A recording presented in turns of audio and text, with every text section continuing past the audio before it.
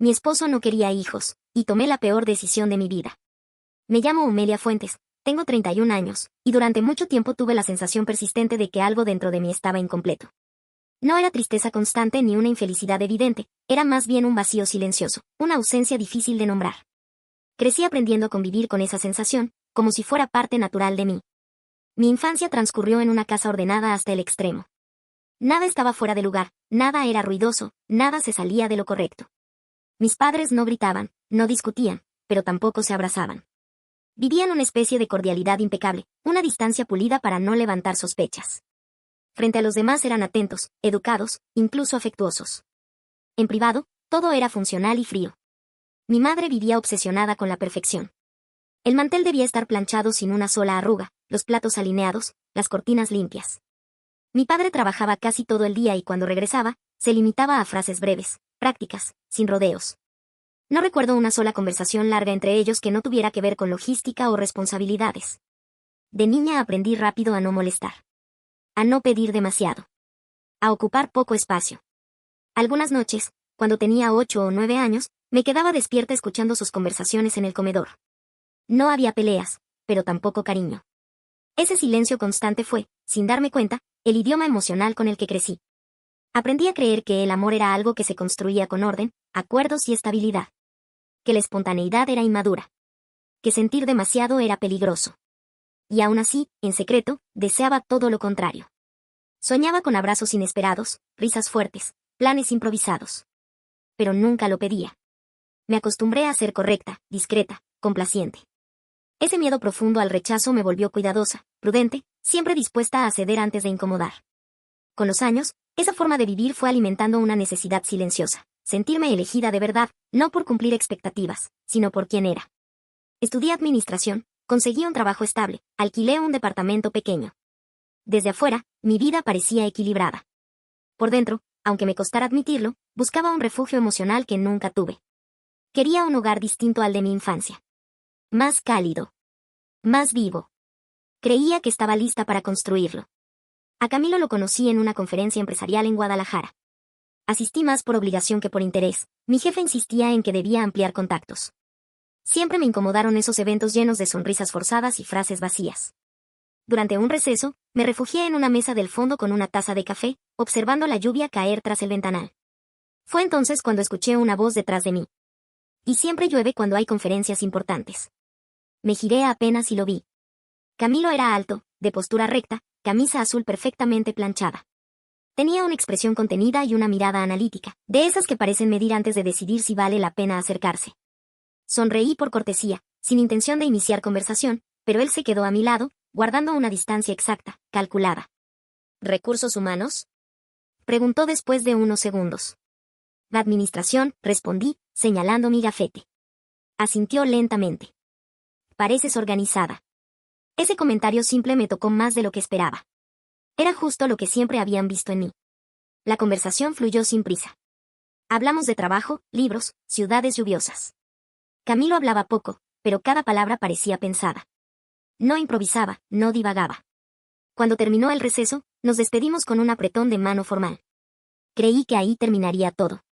Pero al final del evento lo escuché de nuevo. Y si no te incomoda, me gustaría continuar la conversación otro día. Acepté. No sé si fue curiosidad, soledad o esa sensación de estabilidad que proyectaba. Intercambiamos números y esa noche me quedé despierta pensando en él. Su forma de hablar, su control emocional, su estructura me resultaban extrañamente atractivos. Después de eso, comenzó a escribirme con una puntualidad casi matemática. Cada mañana, a la misma hora, un mensaje breve y correcto. Al principio me parecían fríos, pero pronto entendí que esa era su manera de estar presente. Esa constancia empezó a llenar algo dentro de mí. Nuestras primeras citas fueron tranquilas. Cafés silenciosos, restaurantes sobrios, parques donde caminar sin prisa.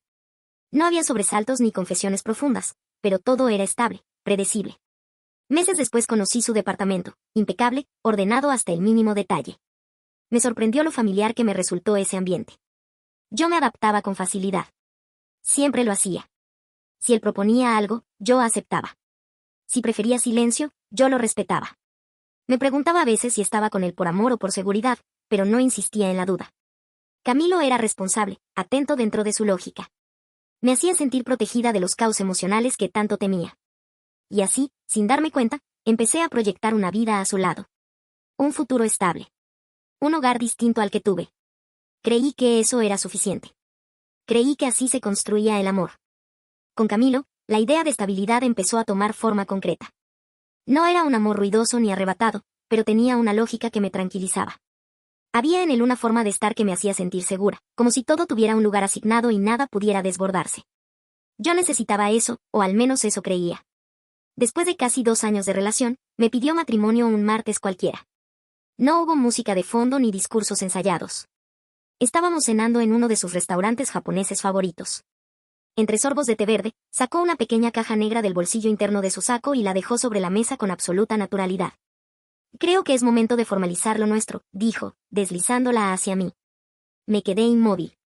Camilo interpretó mi silencio como una duda razonable y añadió, con el mismo tono sereno de siempre. Tenemos compatibilidad, estabilidad financiera y objetivos alineados. Podríamos construir una vida ordenada juntos. Esa frase, tan estructurada, me conmovió más de lo que habría esperado. No me hablaba de pasión, pero sí de compromiso. Asentí, con los ojos húmedos, sin tener claro si lloraba de emoción, alivio o miedo. Tal vez de todo un poco. La boda fue planeada como un proyecto bien ejecutado. Camilo eligió un jardín sobrio, rodeado de árboles altos. A mí me habrían gustado más flores, luces cálidas, algo más íntimo, pero no insistí. La lista de invitados, el presupuesto, los horarios, todo se organizó con precisión. Algunas amigas bromeaban diciendo que parecía una boda corporativa. Yo sonreía y repetía que la sobriedad también era una forma de madurez. El día de la ceremonia el cielo estaba nublado. Yo llevaba un vestido sencillo. Camilo, un traje negro perfectamente ajustado. Cuando llegó el momento de los votos, él habló con voz firme, sin temblor. Prometo honrar nuestro acuerdo de vida, cuidarte y respetar el compromiso que hoy asumimos. Cuando me tocó hablar, sentí un nudo extraño en el estómago. Pronuncié mis promesas con cuidado, intentando silenciar una pregunta interna que no quería escuchar. ¿Esto lo estaba eligiendo o simplemente estaba cumpliendo con lo que se esperaba de mí? Me obligué a callar. Era mi boda. Se suponía que debía ser feliz. La vida de casados comenzó sin sobresaltos. Nos mudamos a un departamento amplio en una zona residencial. Camilo lo eligió por su seguridad y cercanía al trabajo. Yo habría preferido una casa con patio, pero no lo dije. La rutina se instaló rápido, como si siempre hubiera estado ahí. El despertador sonaba a las 6:30. Camilo se levantaba de inmediato. Yo necesitaba unos minutos más. Él preparaba café negro y, a veces, dejaba una nota breve junto a la taza. Buen día, Amelia. Yo respondía después por mensaje, agradeciendo. Era una comunicación constante, funcional, sin emociones que estorbaran. Trabajábamos en silencio. Él en su estudio, yo junto a la ventana. Una vez intenté poner música suave, pero me pidió que usara audífonos para no romper la concentración. Asentí. Siempre asentía. En las noches cocinábamos juntos de forma mecánica. Cada quien sabía qué hacer. Casi no hablábamos. Los fines de semana caminábamos, visitábamos museos, tomábamos café. Hablábamos de inversiones, planes, noticias. Nunca de miedos, sueños o deseos profundos. Yo sentía ganas de hacerlo, pero no encontraba el momento ni la forma. Me habían enseñado a no incomodar. Había señales pequeñas que yo ignoraba. Familias en el parque que me dejaban un hueco en el pecho. El bebé de una amiga que me provocaba una ternura dolorosa. Miradas furtivas hacia Camilo, preguntándome si alguna vez se imaginaría como padre. Pensaba que era temprano para hablar de hijos.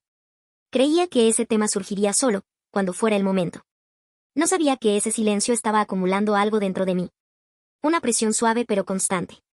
Y que bastaría una sola conversación para que todo lo que creía sólido empezara a resquebrajarse. El tema apareció una noche sin preparación, casi como una frase lanzada al aire. Veníamos de un cumpleaños infantil, el hijo de unos amigos cercanos. Yo había pasado gran parte de la tarde jugando con él, cargándolo, haciéndolo reír. Sentí una alegría sencilla, profunda, algo que me removió por dentro sin pedir permiso. De regreso a casa, mientras las luces de la avenida pasaban rápidas frente a la ventana del auto, dije en voz baja, sin pensarlo demasiado. Algún día me gustaría tener algo así. Camilo seguía manejando, con las manos firmes sobre el volante. No me miró. No hubo sorpresa en su rostro, solo una calma que me desconcertó. No creo que sea necesario, respondió. Sentí un golpe seco en el pecho. ¿Cómo que no? Pregunté, intentando sonar tranquila. Respiró hondo, como si estuviera a punto de explicar una decisión tomada desde hace tiempo. No le veo sentido a traer hijos al mundo. Cambian la vida por completo y no es algo que yo desee. Su tono fue claro, definitivo. Esa frase quedó suspendida entre nosotros, pesada, imposible de ignorar. Guardé silencio, pero algo dentro de mí se rompió en ese instante. No es algo que yo desee. Las palabras se repitieron una y otra vez en mi cabeza. Durante las semanas siguientes, ese tema se convirtió en una presencia constante, aunque casi no lo mencionáramos. Yo buscaba señales, dudas, cualquier indicio de que su postura pudiera cambiar. No hubo nada. Camilo era coherente, firme, como si ese futuro sin hijos hubiera estado decidido desde siempre. Yo, en cambio, empecé a obsesionarme en silencio. Miraba fotos de bebés, observaba familias en la calle, sentía una mezcla de tristeza y envidia cuando mis amigas hablaban de embarazo. Fantaseaba con una vida distinta, con risas infantiles llenando nuestra casa. Incluso imaginaba a Camilo en ese papel, aunque sabía que era una ilusión mía. Cada vez que mencionaba a los hijos de alguien más, él cambiaba de tema o se levantaba de la mesa. Yo sentía ese rechazo como una punzada constante. Dejé de sentirme comprendida. Dejé de sentirme acompañada.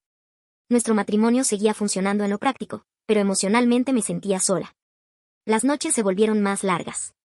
Él trabajaba en su computadora y yo fingía leer en la sala.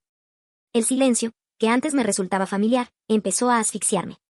Por primera vez tuve la certeza de que mi deseo más profundo chocaba contra un muro que no iba a ceder. No discutíamos, pero esa calma era engañosa. Yo estaba acumulando una frustración que no sabía cómo expresar. Me repetía que debía adaptarme, como siempre lo había hecho. Que el amor también era ceder. Pero algo dentro de mí pedía ser escuchado con urgencia. Sin saberlo, ese vacío emocional fue preparando el terreno para decisiones que nunca imaginé tomar. Yo aún creía que podía sostener ese silencio. No entendía que estaba a punto de buscar fuera lo que no me atrevía a pedir dentro. No sé en qué momento exacto empecé a cruzar la línea. A veces pienso que ocurrió mucho antes de conocerlo, cuando dejé de sentirme escuchada en mi propia casa y empecé a guardar pensamientos que no sabía con quién compartir. Lo cierto es que conocí a Samuel de la forma más simple posible, en un café cerca del parque al que iba algunas tardes para despejarme. Yo iba ahí a sentarme sola, a leer o simplemente a mirar gente pasar. Samuel trabajaba cerca y coincidíamos con frecuencia. Al principio solo intercambiábamos frases cortas, comentarios triviales sobre el clima o el café. Nada importante. Nada que pareciera peligroso. Con el tiempo, esas conversaciones se alargaron. Me preguntó por mi trabajo, por lo que me gustaba hacer fuera de la oficina. Por primera vez en meses alguien me escuchaba sin mirar el reloj, sin buscar soluciones inmediatas. Yo empecé a hablar más de la cuenta, a decir cosas que nunca había dicho en voz alta. Un día, casi sin pensarlo, le conté que quería tener hijos. No lo dije como una queja, más bien como una verdad simple. Samuel sonrió de una forma distinta, genuina. Siempre he querido ser papá, me dijo. Me gustan los niños. Me imagino una casa llena de ruido. Sentí un nudo en el pecho. Era exactamente lo que Camilo rechazaba. Samuel no intentaba convencerme de nada, no hacía promesas, pero llenaba espacios que yo llevaba tiempo ignorando. Me hacía sentir vista, deseada, comprendida. Empecé a buscar excusas para pasar por ese café. Ya no era por el capuchino. Era por la sensación de ser escuchada. La conversación se volvió más íntima, más cercana. Yo sabía que estaba jugando con fuego, pero me decía que solo hablábamos, que no había nada más. Hasta que lo hubo. No fue planeado. No hubo romanticismo ni preparación. Solo un momento de vulnerabilidad, una decisión impulsiva, una necesidad desesperada de sentirme viva. Cuando todo terminó, llegó el silencio. La culpa me cayó encima con una fuerza que me dejó sin aire. Esa noche volví a casa como si cargara un peso invisible. Camilo estaba ahí, ajeno a todo. Yo no podía mirarlo a los ojos. Sentía vergüenza, miedo, arrepentimiento. Los días siguientes fueron un tormento. No dormía. No podía sostener la mentira. Me pregunté 1000 veces si debía callar y seguir, o confesar y destruirlo todo. Sabía que ninguna opción me salvaría. Pero seguir fingiendo me resultaba imposible. El error ya estaba hecho y me estaba consumiendo por dentro. Una noche, mientras cenábamos en silencio, dejé los cubiertos sobre el plato. Las manos me temblaban. Y Camilo, dije casi sin voz, necesito decirte algo. Él levantó la mirada, sin imaginar lo que estaba a punto de escuchar. Y yo, con la voz quebrada y el cuerpo temblando, lo confesé todo. Cada palabra me dolía como una herida abierta. Las lágrimas caían sin control. Camilo se quedó pálido. No gritó. No se levantó. No dijo nada durante varios segundos. Ese silencio fue más devastador que cualquier reproche. Cuando por fin habló, su voz estaba dura, contenida. No puedo perdonarte, Amelia. No solo me fuiste infiel. Me traicionaste sabiendo lo que la lealtad significa para mí. Intenté tocarlo, explicarle mi dolor, justificarme. Pero se apartó. Si esto nació por tu deseo de tener hijos, debiste hablar conmigo. No destruirnos así. Esa misma noche tomó algunas cosas y se fue. No hubo gritos ni discusiones interminables. Solo una puerta cerrándose con suavidad. Y un matrimonio que se terminó en silencio. La casa quedó en silencio después de que Camilo se fue. No era un silencio nuevo, pero sí distinto. Ya no tenía la forma ordenada de antes, sino una pesadez que se quedaba suspendida en el aire. Pasé horas sentada en el sillón sin moverme, repasando una y otra vez cada decisión que me había llevado hasta ahí. No hubo intentos de reconciliación. Camilo no volvió para hablar, ni para reclamar, ni para pedir explicaciones adicionales. Tampoco me buscó para discutir acuerdos o culpas. Su ausencia fue tan definitiva como su manera de amar. Práctica. Cerrada. Irreversible. Los días siguientes fueron una mezcla de culpa y claridad dolorosa. Entendí que la infidelidad no había nacido solo del deseo de tener hijos, sino de una acumulación de silencios que nunca me atreví a romper. Me di cuenta de que durante años había preferido adaptarme antes que confrontar, callar antes que incomodar, ceder antes que perder. Samuel intentó buscarme después, pero no quise verlo. No era justo para nadie. Lo que había ocurrido entre nosotros no era amor, era una fuga. Un intento torpe de llenar un vacío que yo misma no había querido mirar de frente. Con el paso del tiempo entendí algo que me costó aceptar. La traición no resolvió mi ausencia, la hizo más evidente. Puso en palabras lo que siempre evité reconocer, que había construido una vida estable sobre renuncias silenciosas, y que ningún cuerpo ajeno podía reparar eso. Aprendí, demasiado tarde, que el amor no se sostiene solo con orden ni con acuerdos racionales. También necesita conversación, vulnerabilidad y valentía. Y que cuando uno calla demasiado tiempo, termina gritando de la peor manera. Hoy sigo viviendo con las consecuencias de mis decisiones.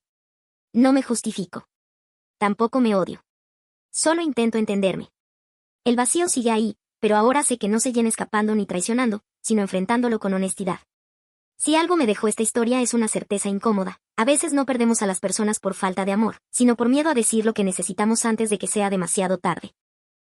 No olvides dejar tu opinión en los comentarios, dejar tu like y compartir este video.